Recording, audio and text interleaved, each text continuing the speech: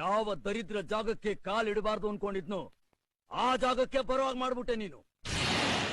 ಯಾವ್ದು ನಡಿಬಾರ್ದು ಅಂತ ನಾನು ಅನ್ಕೊಂಡಿದ್ನು ಅದು ಮತ್ತೆ ಮತ್ತೆ ನಡೀತಾ ಐತೆ. ಯಾವ ಪುರುಷಾರ್ಥಕ್ಕೆ 2 ಮದುವೆ? ಯಾವ ಪುರುಷಾರ್ಥಕ್ಕೆ?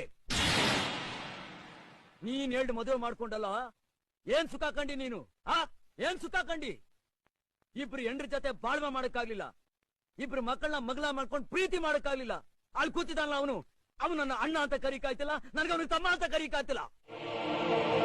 ಯಾಕೆ ಬೇಕು ಅಂತ ಬಾಳ್ವೆ?